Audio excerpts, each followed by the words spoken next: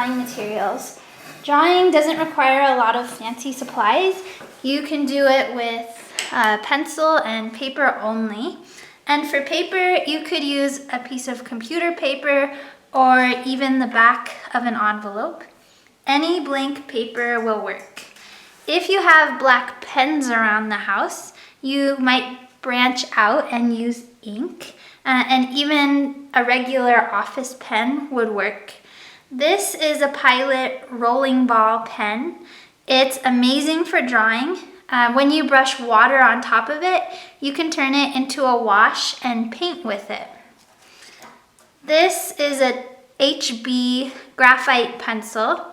You can get a range of light and dark out of this pencil. However, any type of pencil that you have at home will work just fine. So grab a pencil and a pen. A eraser is also handy if you have it. And let's make some marks together. You'll also want something round to trace. So this is a yogurt cup, and I'm going to trace the bottom of it. You could use a yogurt cup if you have it, even the bottom of a mug, anything round that you can trace.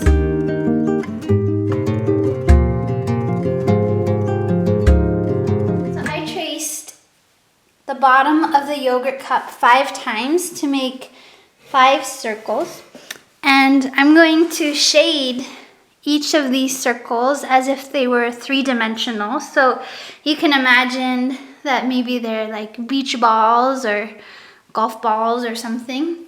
And I'm going to use a special kind of mark using the Pilot office pen to shade them, or to shade 4 of them. So this first mark is called hatching. And hatching is a series of parallel lines that you can use to give the illusion of shadow. And you can follow along as I do this.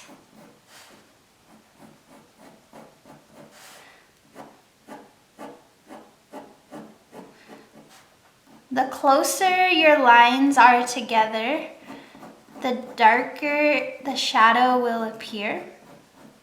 However, your lines must never cross each other. So they never touch, they always run parallel, but they can be different lengths and they can go in different directions.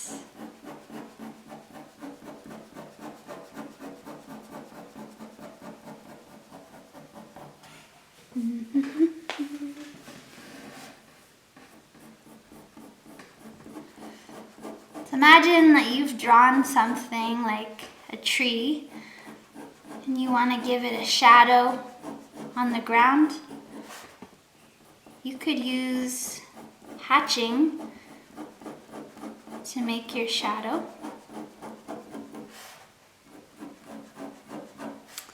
And this is also just good practice with whatever pen you are planning to use. So you're becoming familiar with your pen and what kind of ink it has. Not all pens are the same, so the Pilot pen is very liquidy and smooth. Other office pens might feel a little more dry, and some are easier to smear. So you're gonna find out what kind of ink you're working with. Now you want to leave the upper right highlighted, so you imagine that there's a light shining on it from this side. And then notice how the lines got a little further apart. Okay, so that's hatching. There's also cross hatching.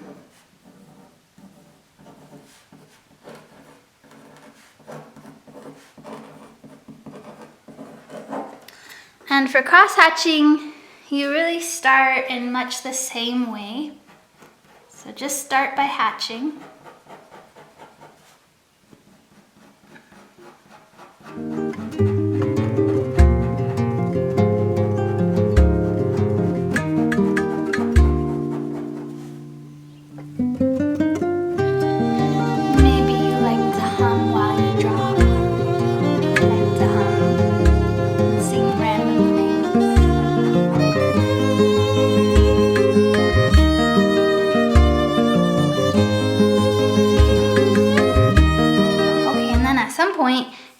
can start to layer your mark. So you can change the direction of your line and you can go right on top like this.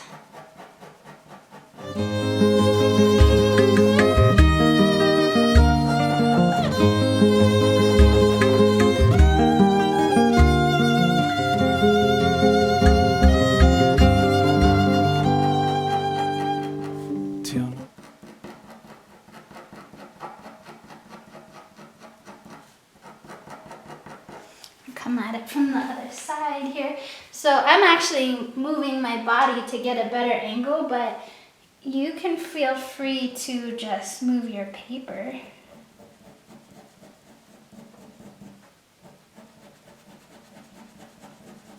And you can add more than one layer. So every layer that you add will make it look darker.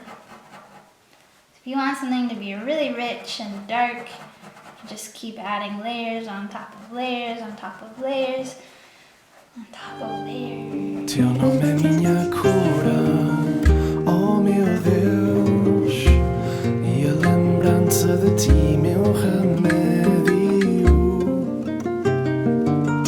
Oh meu Deus, e a lembrança de ti, meu remédio.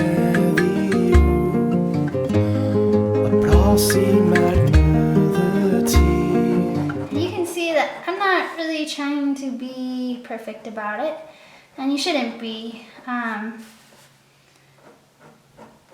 Your lines don't have to be stiff and rigid and perfectly spaced apart. They can be loose.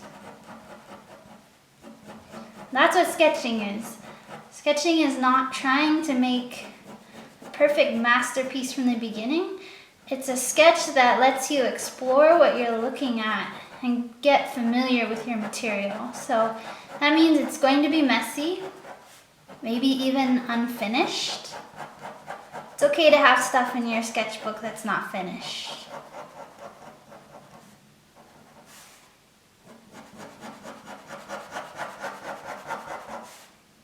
And at some point in your life you want to finish some projects, but there's also value in just exploring and seeing what you find out without being too worried about making a perfect product.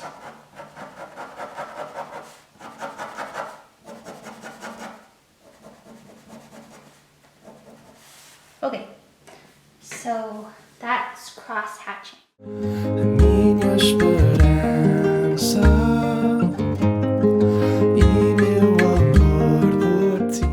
Type of mark that you can make is stippling.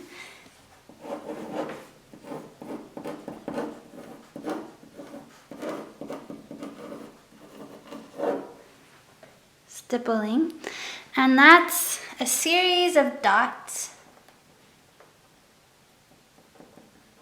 and the closer your dots are together, the darker the value. And the further apart they are, the lighter the value. So as you move towards the light, the dots are going to become fewer and farther between. Stippling takes a lot of patience, takes a lot of time, but it looks really neat after, and it is well worth the investment. So that's like a basic stipple. You can also do different types of circles, so you can make your dots a little bigger. So I'm holding the pen down and I'm moving it in a circle to make the dot a little wider.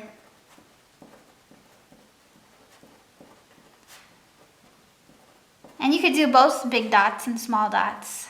Could look kind of neat.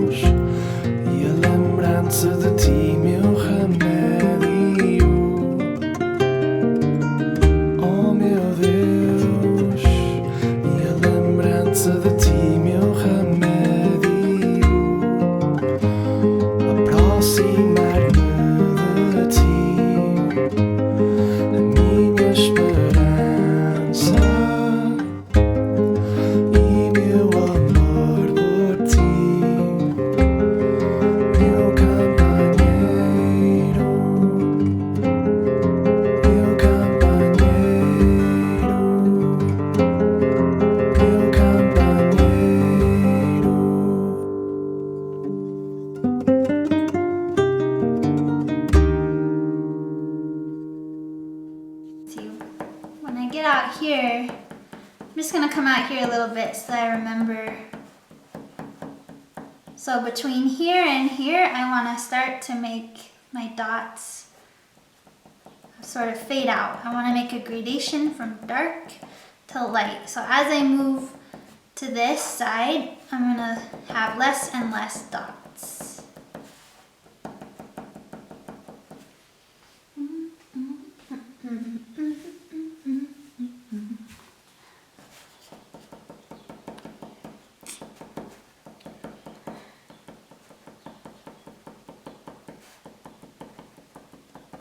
Okay.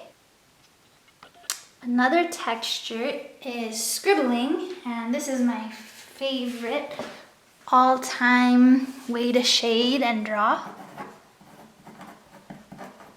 It's perfect if you are working in a sketchbook, you want to do something fast and capture the light before it changes.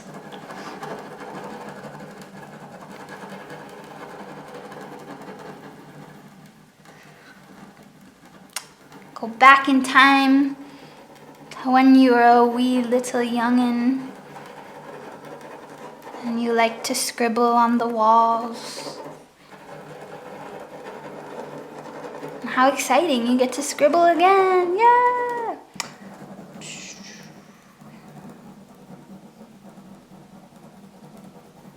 The tighter your scribbles are, and the more that you layer them on top of each other, the darker the shadow will become.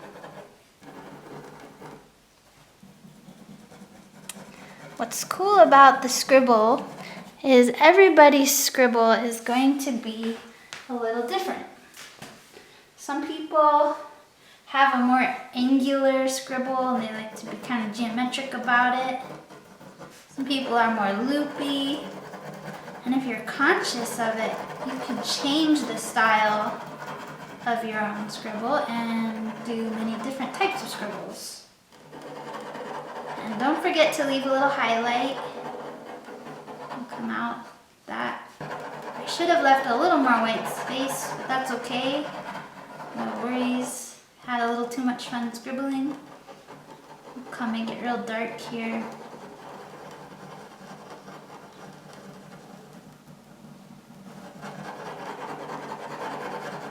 Okay, scribbling. Okay, so here we are. We have hatching, cross-hatching, stippling, and scribbling. I'm going to grab a little water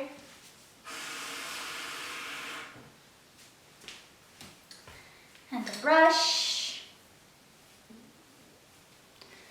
So I'm just using the same yogurt cup and a brush. Any brush will do.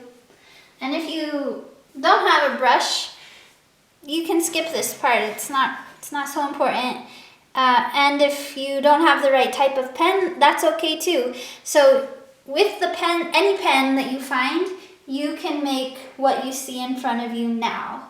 And that is a great way to use a pen. If you have the Pilot pen or any other pen that's water soluble, and you probably won't know until you try it, then you can probably put water on it.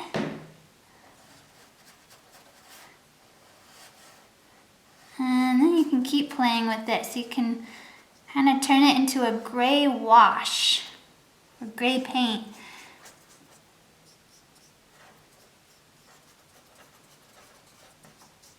But still be careful not to cover your white area. The more lines you have, the darker that paint is going to be. So if you want to use a lot of paint and you want it to be really dark, you just keep making more and more marks so you have more ink to work with. And look at this, I'm using my brush the same way I was using the pen, making hatch marks and cross hatch marks.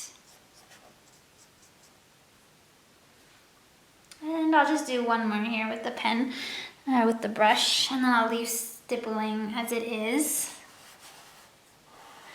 And the type of paper you have matters too. So this is drawing paper and it's really thin. So the paper wrinkles a little bit.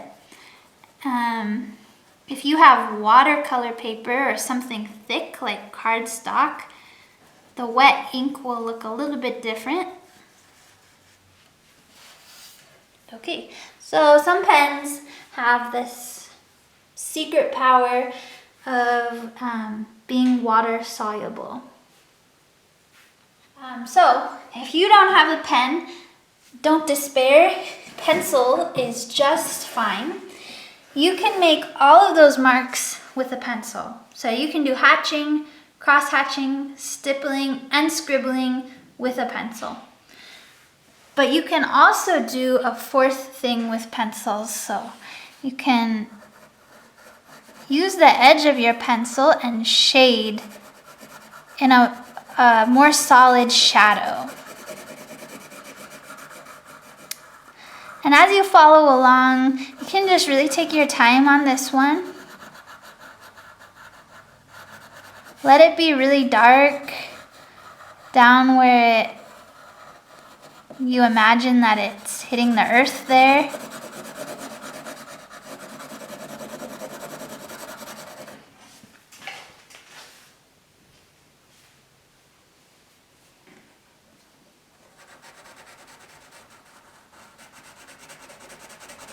And you can see how I'm using the edge of my pencil.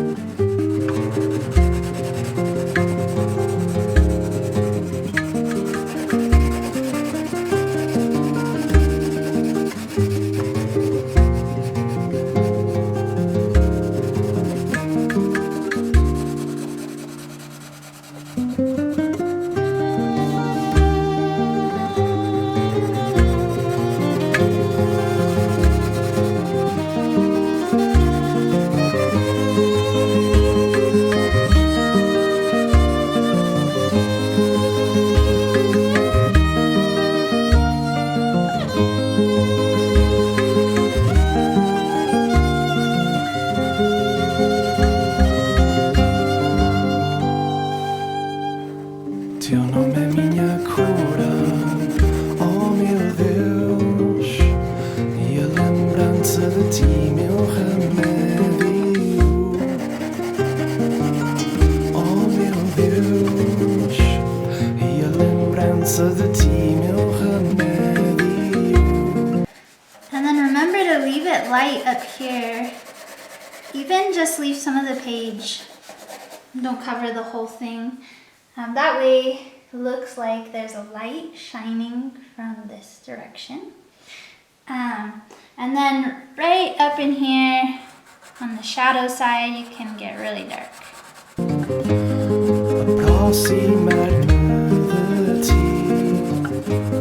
a minha esperança e meu amor por ti, meu companheiro.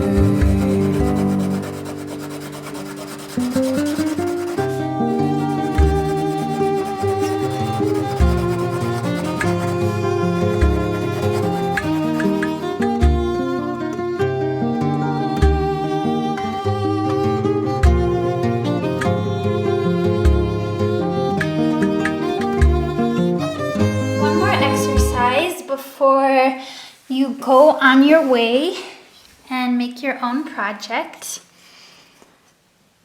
This exercise is going to show us how dark your pencil can get and how light your pencil can get. That's really important to know when you draw, because you want to have, in any drawing, you want to have some places that are very, very dark and some places that are very light. And we call that contrast.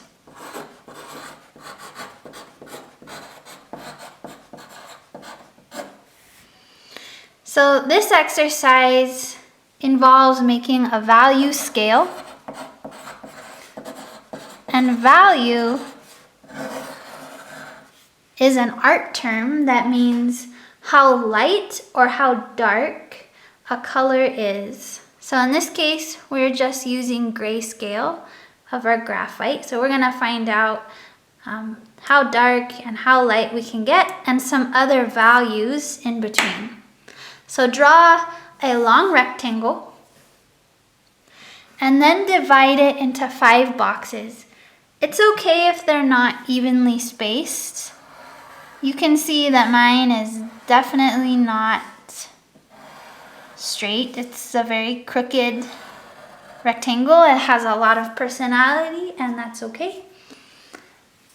In box number 1, press as hard as you can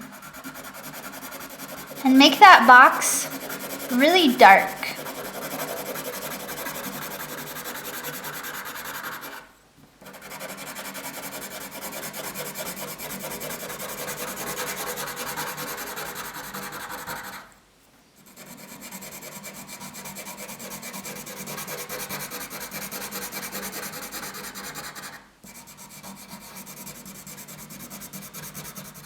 Okay, that's as dark as I can get with my pencil.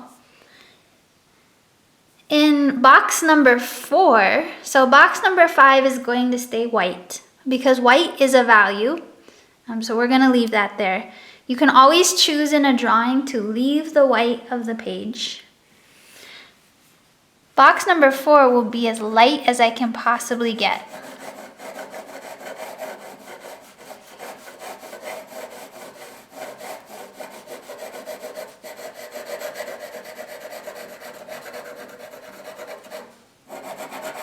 So hardly pressing down at all.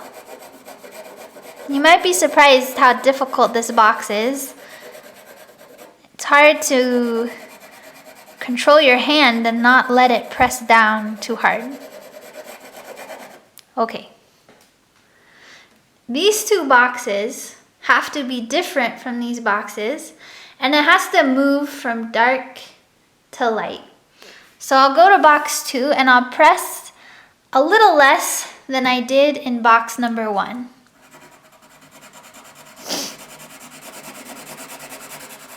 But it needs to be different enough that it stands out from the first box. So they shouldn't blend together.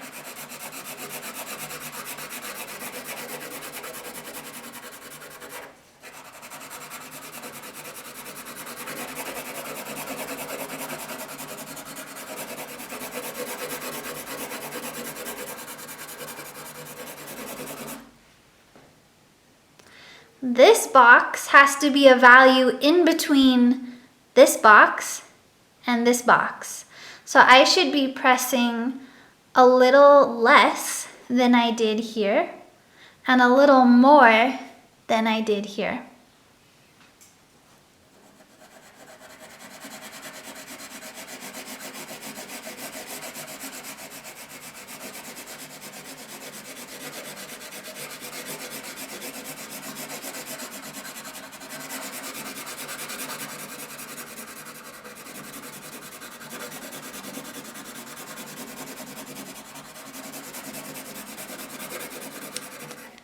At this point, these 2 boxes look really similar.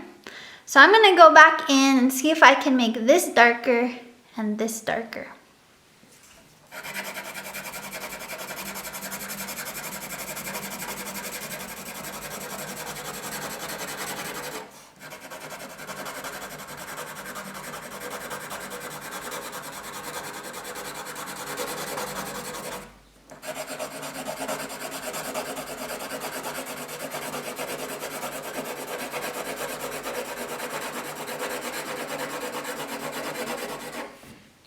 Okay, so this is a value scale. It seems really simple, but it's very helpful, and artists use this a lot. Sometimes before a painter makes a painting, they'll do something entirely in black and white and figure out what the values are. So where are the shadows and where are the highlights? Okay, great. Thanks so much for being with me, and I'll see you later. Aproximar-me